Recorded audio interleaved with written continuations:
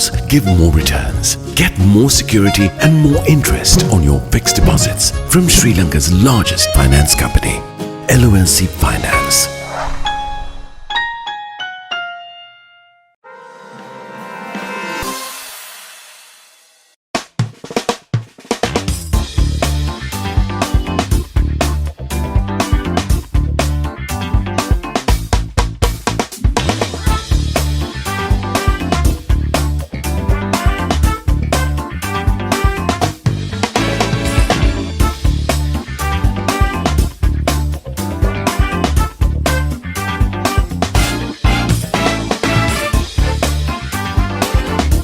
I'm Sasala. Louzanne, Yasodhara, Druvinka, Sasha. and we are here to celebrate International Women's Day with you.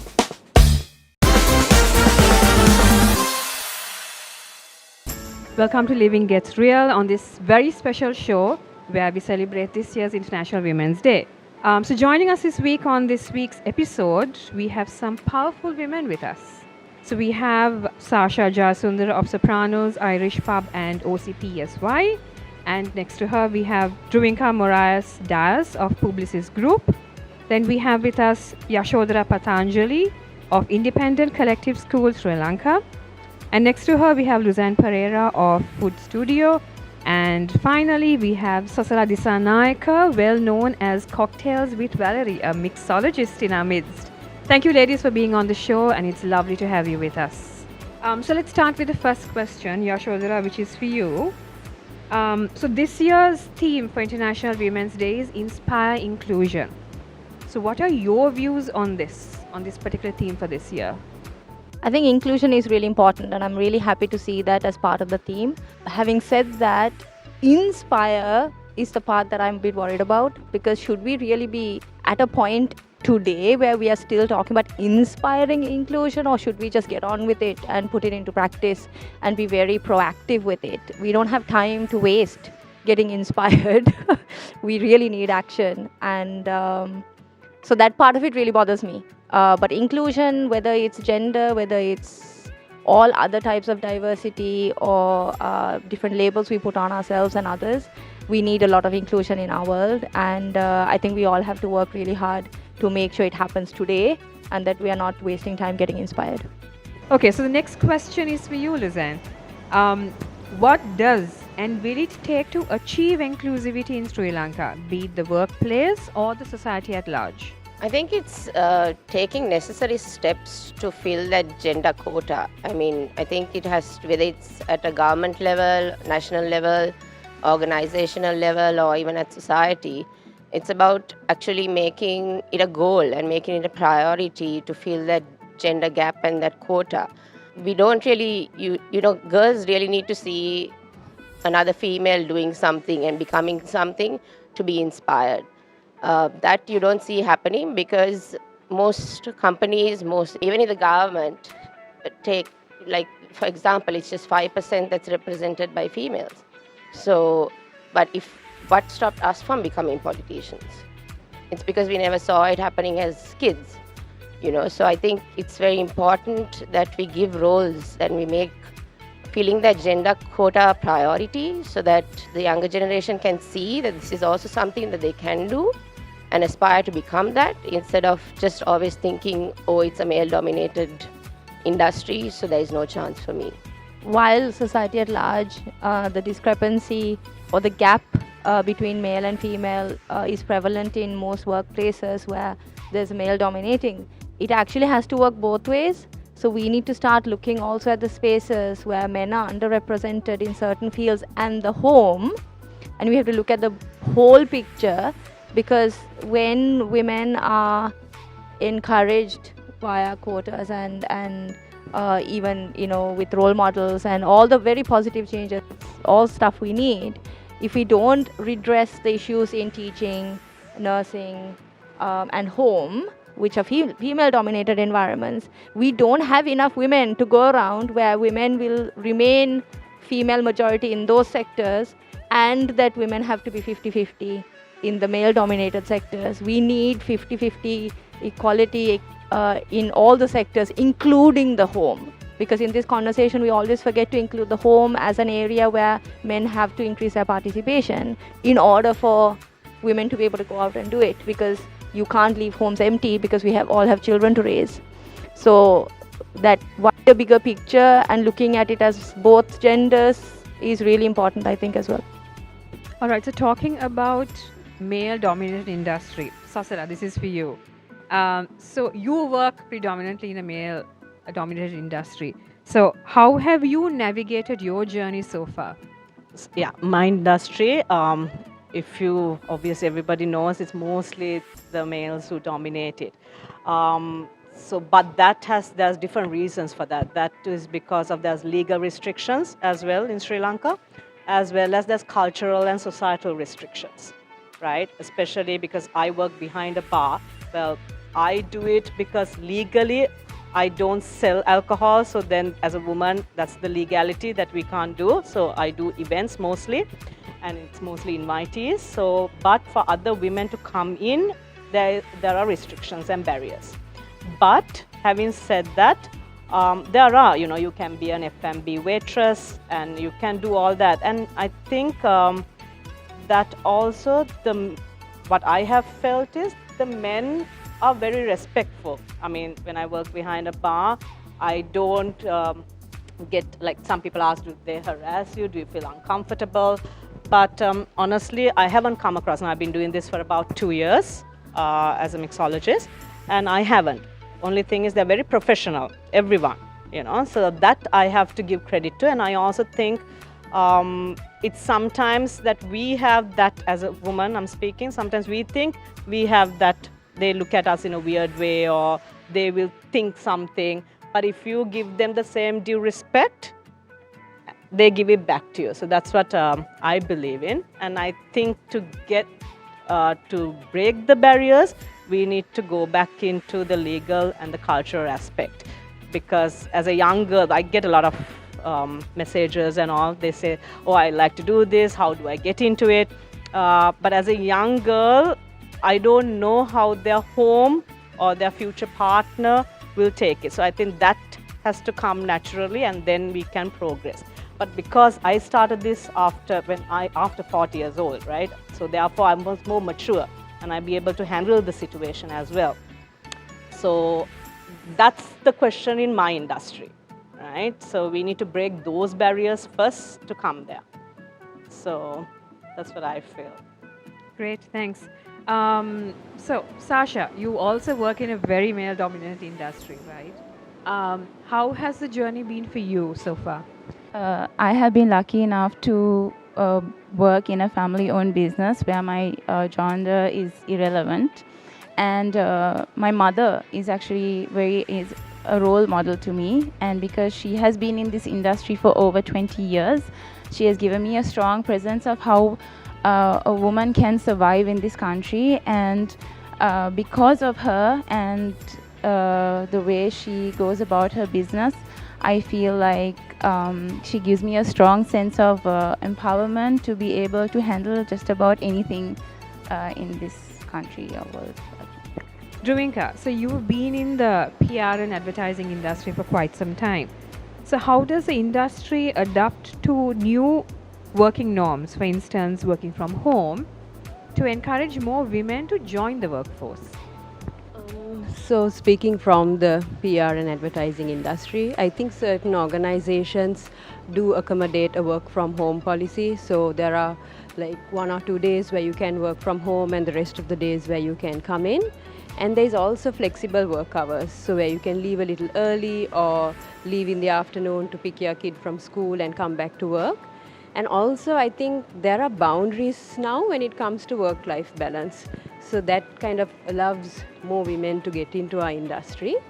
And also, I mean, all that said, ultimately I think it all boils down to each individual's talent and skill set.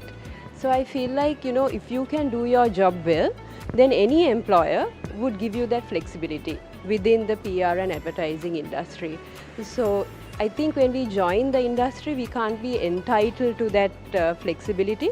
But if we do our job well and we prove ourselves, then that flexibility comes in as a benefit. So, yeah. Right. So Yasodhara, we'll circle back to you. How has Sri Lanka's economic crisis impacted the country's journey towards gender equity? And where do you think we stand today? I think that's almost a question for another day that deserves its own show. Um, to take a slightly out of the box approach to this, it's the economic structures that created inequity.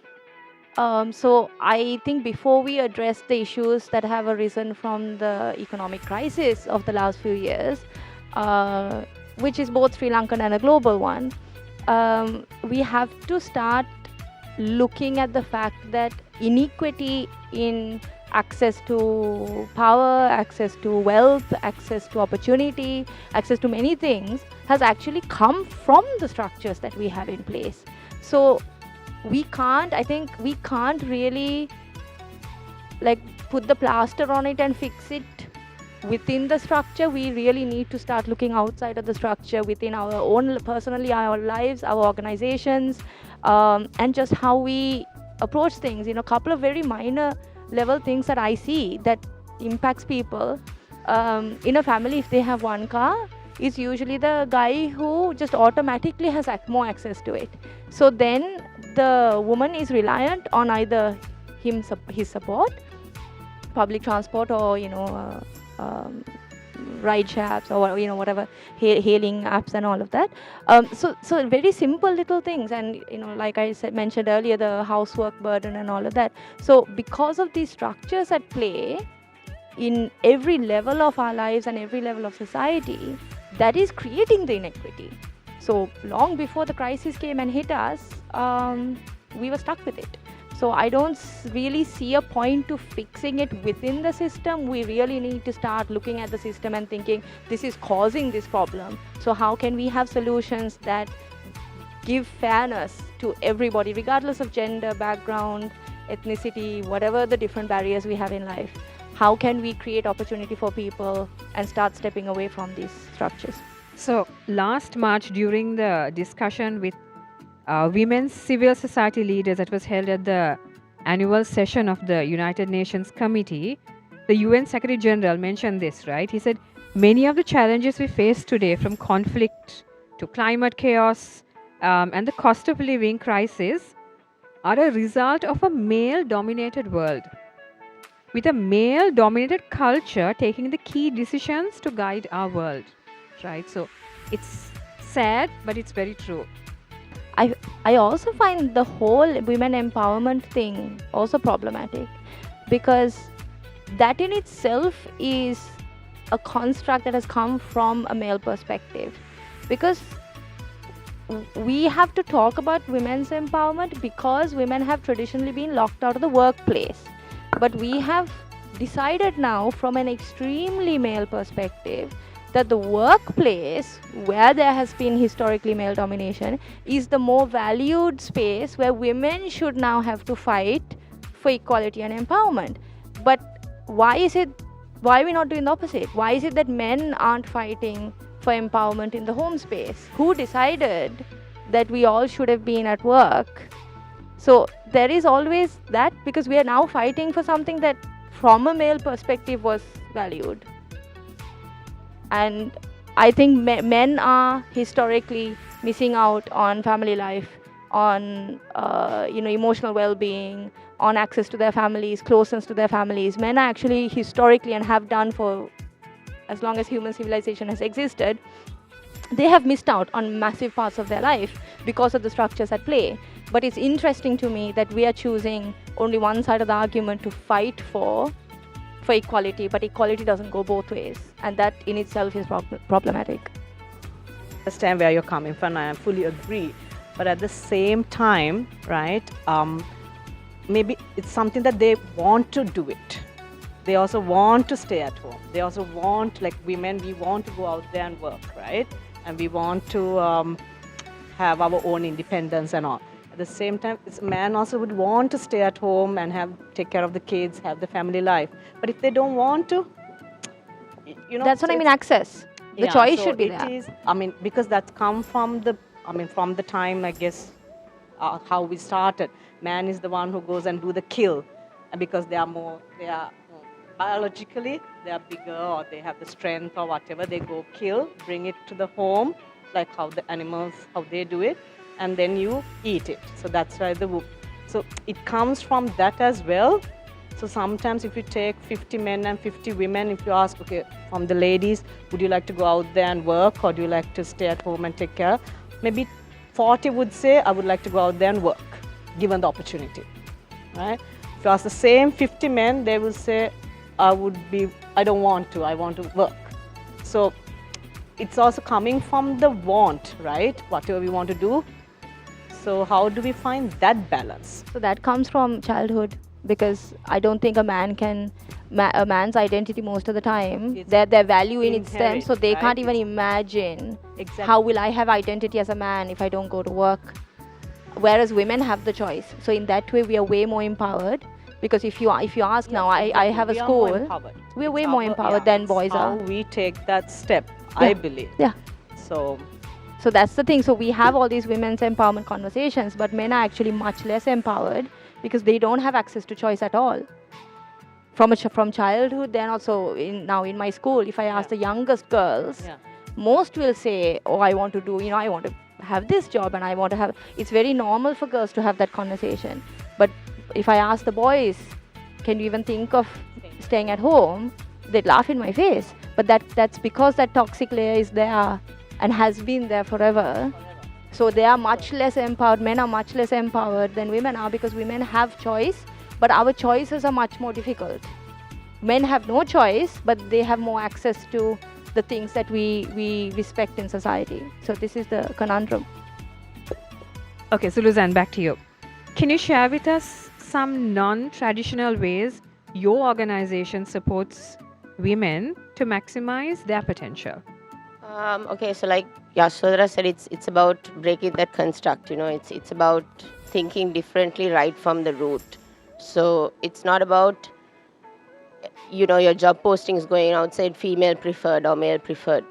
It should be open to anyone and everyone. It should be a case of whoever who comes into your organization, regardless of whether it's a male or a female, being given the same opportunity to grow, the same training, the same amount, and then once they reach their potential, they can choose what they want to do. So that's something that we really follow. I mean, we started off 5 years ago, and I was probably the only woman at the table, or one of the only women. But now we have started looking at how we fill that gender quota in each and every department. I mean, especially with the kitchens, it's predominantly and historically known to be a male-dominated industry. In professional kitchens, at least. Home kitchens, it's different. Woman is the person, but and there are reasons for it. For example, it's the late hours. It's the safety. It's about The laws were built long years ago, looking at a woman's perspective. How do they come home by themselves? They can't work late. So they were looking at their security. And they have to look after home care and child care. Yeah, and all what's of going to that. happen to the children? How do when they the- work long hours? Yeah. What is their safety in coming home in transport Yeah. late in the night?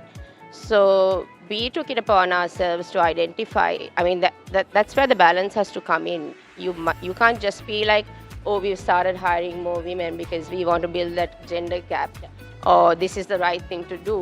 It has to be also about addressing what makes it difficult for a woman to be or to rise or to continue working. So to that extent, like we have invested in female accommodation, we have separate transport going just for them, and like we don't tell them that, oh, she's a woman, so she's just going to be a cashier or a kitchen helper. If you want to be a chef, you can be a chef. Or if that's not your career path, I might be walking around the food court and I might see you and think, oh, she'll do well in HR, or she'll do well in marketing. So it's also on us as females to kind of be mentors and kind of, help them also to figure out life, and so it's a big balance between not just hiring females, but also figuring out what it is that we need to do to keep them in the workforce. So, I mean, that's where we are right now. So, I mean, even when it comes to our stores, for example, of course, we need to understand that a woman can't do the heavy lifting and the carrying and all of that. But what if she's a good bookkeeper? What if she's good at, working the finances and the ins and outs of the stocks. You should never just say, oh, it's the stores, so why would we hire a woman? You get what I mean? So that's basically where we're at right now.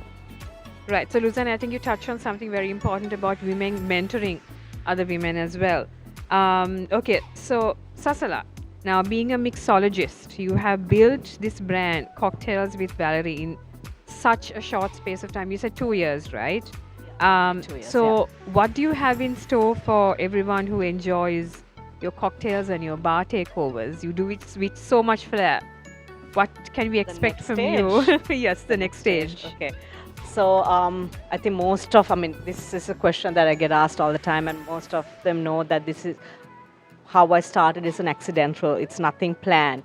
So even now going forward, I don't know what will happen or how it will be. So I don't plan too much on it. I will just take it as it comes. It's always what I believe in. It's organic growth, as in it's word of mouth, right? If I do an event, maybe a homecoming or a wedding, so it's somebody who has come there, who has witnessed me doing it, will call and say, okay, I want it for my daughter's wedding, or it's for my wedding. So it's always positive. So I have to do my work very well in order for me to get the recommendation. So therefore, I'm not doing so I wouldn't know what, actually, if you ask me what will I be doing in 1 year's time, I hope I'm doing this, but I don't know, because it's all up to, I think, everybody who wants it as well. So yeah, I'm going to, sorry? Line of drinks. Line of drinks. Line of drinks, like the cocktails. Yeah, because, okay, more than, see, I love, okay, I don't like cocktails, but I like what goes with it. I love my specialty is the ladies' night. So I love that whole concept of people coming together, enjoying a night, or even if it's a wedding, it's not just me making a drink and handing over, it's just the conversation. I like the whole, what goes with it. Yeah, so I do like mixology, but I don't say I'm a great mixologist, or I don't say I'm a great cocktail maker. I don't think so, because I don't do enough research, because there's a lot of work goes into that. And I know the real mixologists out there, the professionals, how much work they do.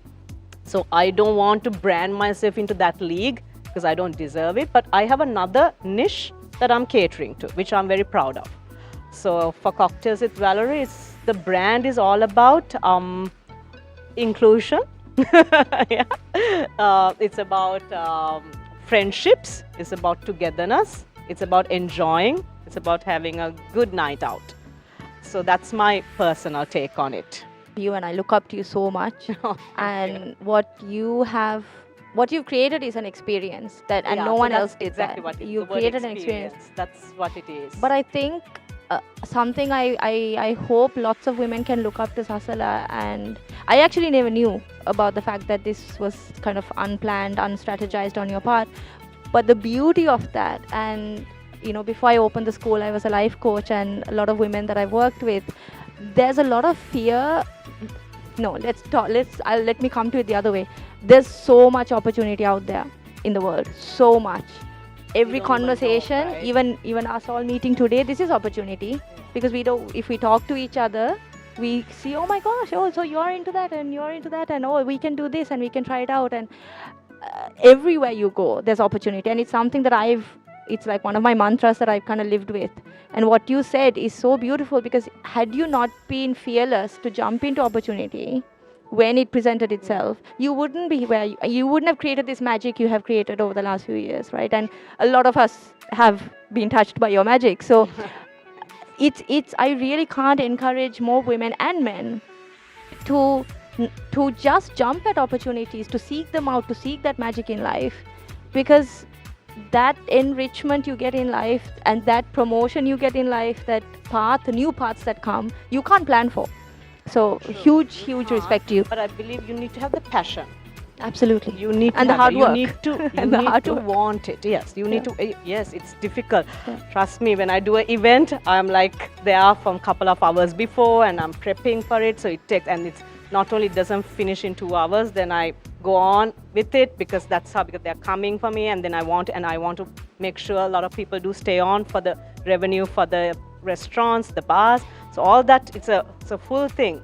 And then the next day you work hard again. We all, You work very hard. Yeah, Sasala. so it's a, if you have the passion and if you can do it, you should do it, and that's my belief in it. So giving a lot of young females the power of coming out. Yes. So that's great. Actually, that has happened, and I've seen, and Sasha, a great example, because I have seen some 2 ladies here as well, so it's nice, you give that opportunity.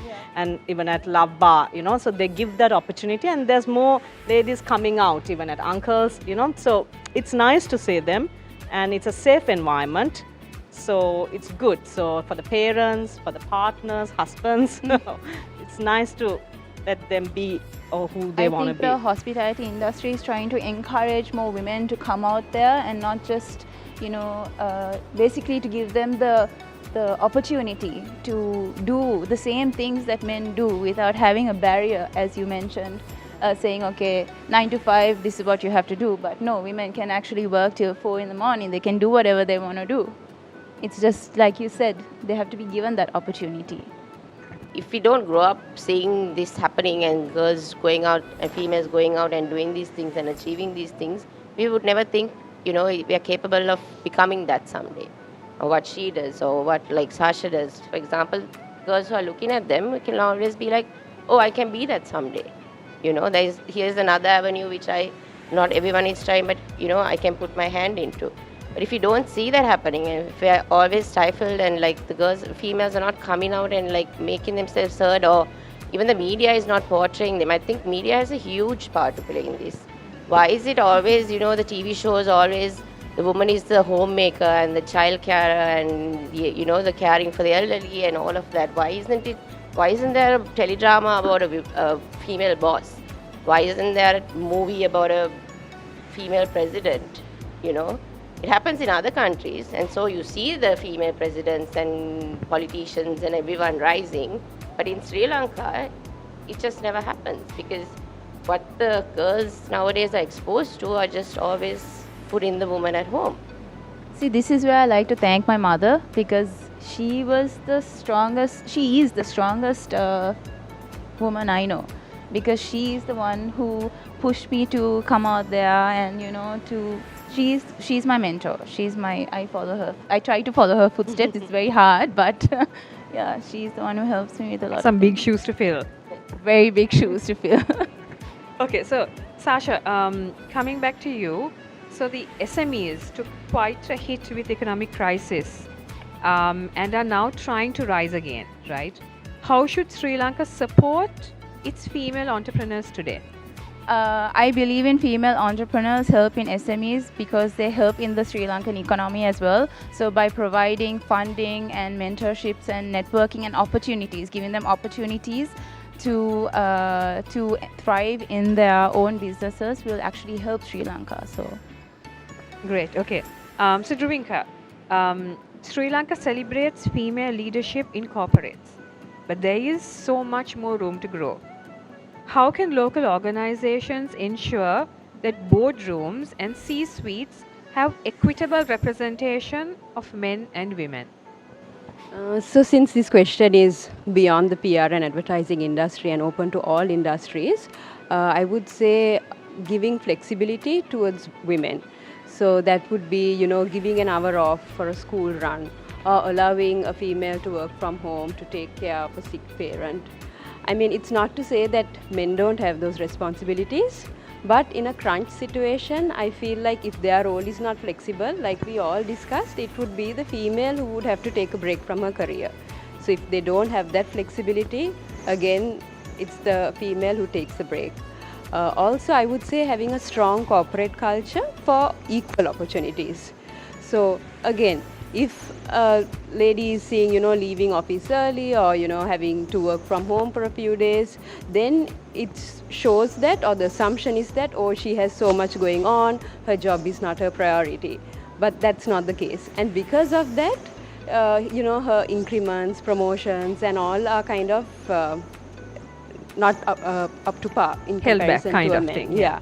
So again, having that equal opportunity would help. And then, as I think Meli mentioned, having that guidance within an organization to help a woman through her career, to help her progress, and having policies at the leadership level would, I think, help more women get into the workforce and into, not more than the workforce, into leadership roles. And also, when I say policies, it's like certain organizations do have it, but like paternity leave or even having childcare at workplaces, so that then automatically the responsibility of bringing up or raising a family is shared between both the husband and the wife. So it's not always like we discuss, it's the mother who has to go to work and the mother who has to come home, look after her children. So here, if the responsibility is shared, you naturally, you don't feel that mom guilt of leaving your child with your parent or with a nanny and going back to work. Also, I would say it's a shift in mindset among certain organizations, among the leadership.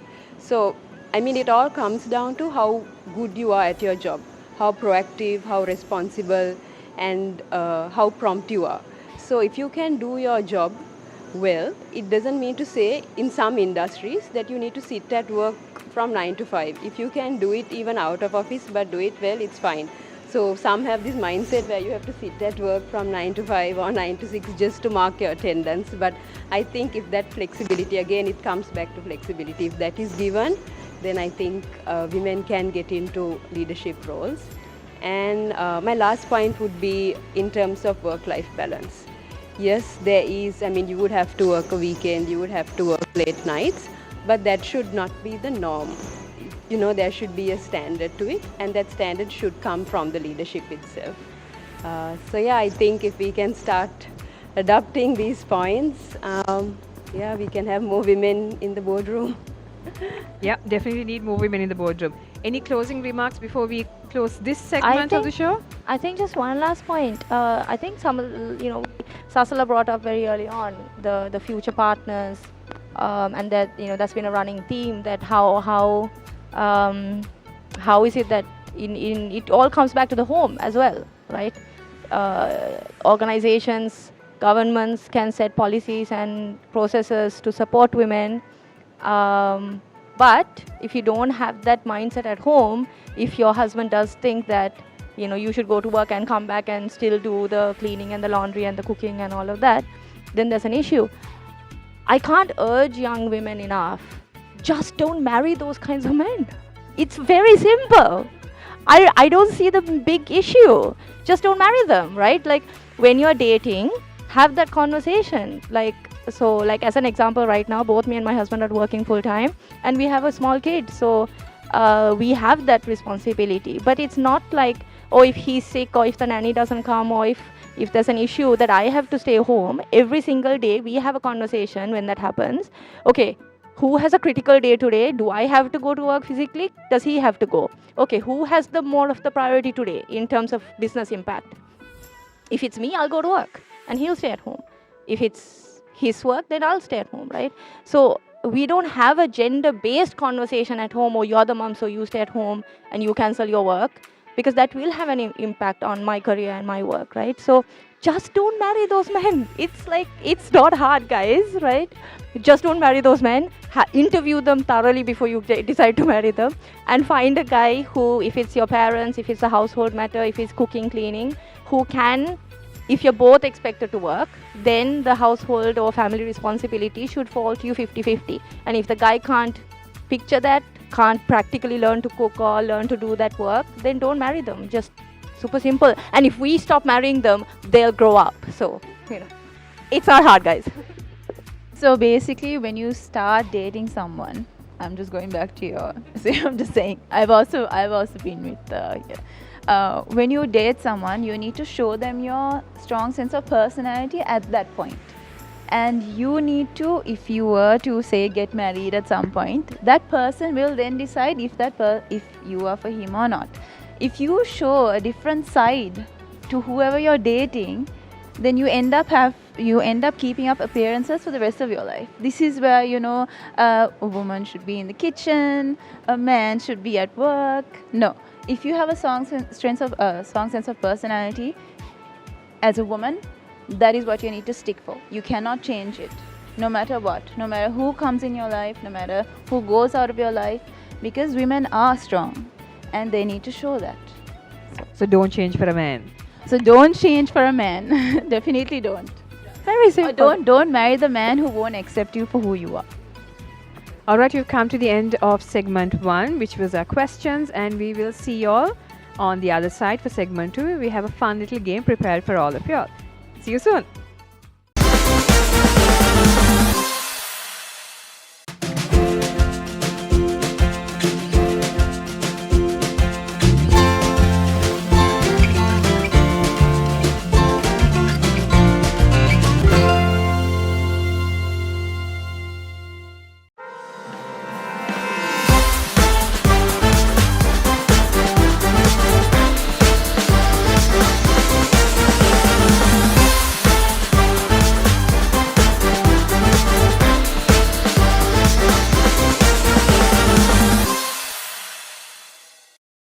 Alright, welcome to segment 2, which is a fun little game.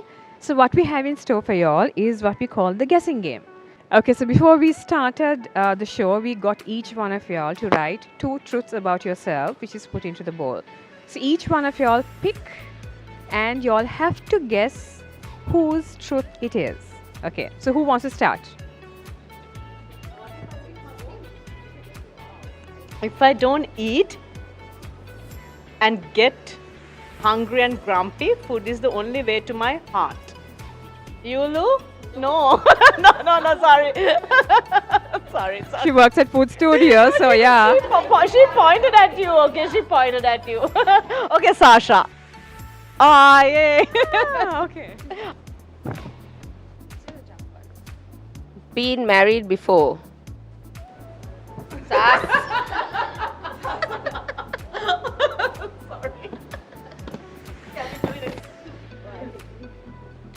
If I get lost, I've been asked to just laugh and I will be found. Oh, loud laugh then. Sasala. Do I? No. I don't know. I haven't laughed. Wait, who is it? Is it you? You look guilty. Okay. You. Yeah, it's definitely me. You? I'm I'm glad she didn't think that of me, first of all. No, but Anyway. Sasala also laughs a lot. I have horrible stage fright. We all look. We all looked at Sasha. Oh, it's not you. You did write it. Oh. But she revealed that to us, so she would have. Oh, wow. Okay. You don't look it. Yeah, you come off Put a really mic calm. in I front just of thought me. in comparison to Yasodhara and Sasala didn't come in. I have never been a bridesmaid, even though I really wanted to be one. Ooh, that's a very confession. You? Wow, okay. I don't know why I went to a wedding when I was really young and I saw the flower girls and I was like, that's my career pathway. And then I failed. No one has ever I've asked me. been 21 times. Isn't that I'm that just movie? going to the 27 dresses, but Yeah, that's So next time you get asked, please pass on to me because it's still one of my bucket list things. Like I've got to. I love rice and curry more than other cuisine in the world. It's not me. So I have to guess. Yaso? No. You, Sash? No, that's you, Sas. Yeah, but I said Finger pointing. from me. Could have pointed at me. You? Yeah. All right, okay. We have something in common. Okay. Can't go a day without rice. Oh, wow. I love turning up the music and driving like a maniac. Makes me feel free.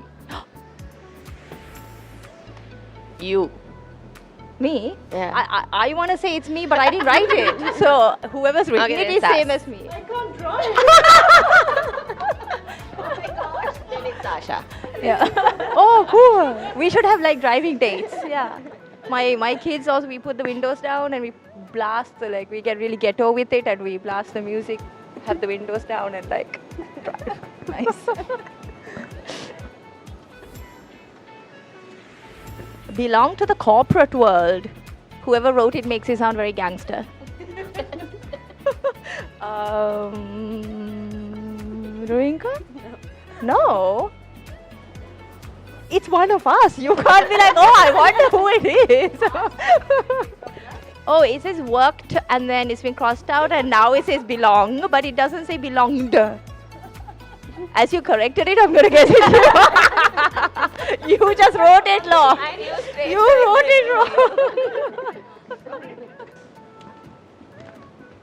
I was a cheerleader while at university. Yes. How is that obvious? You have the cheerleader wife. Yeah, you do. Oh, really? Basketball cheerleaders. I enjoy watching chick flicks and Korean dramas on Netflix. Yes. Got you. For female empowerment, everybody needs to watch that. It's a couple of years old, but that movie, The Favorite, it's incredible. Yeah, one of the most strategy-based films I've ever seen. It's about three female lead characters, and how it's Queen Anne and her two ladies in waiting. It's a stunning strategy movie, so can't recommend it enough. All right, we've come to the end of the show. Thank you, ladies, very much for being on the show today. And as we all discussed, so let's keep in mind that gender equality is a problem that affects both men and women on International Women's Day.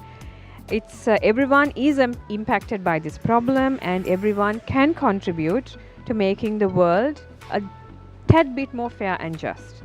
So let's cooperate about being gender equality. Thank you, ladies, and happy International Women's Day to each and every one of you. Thank you. Thank you. Wish you the same.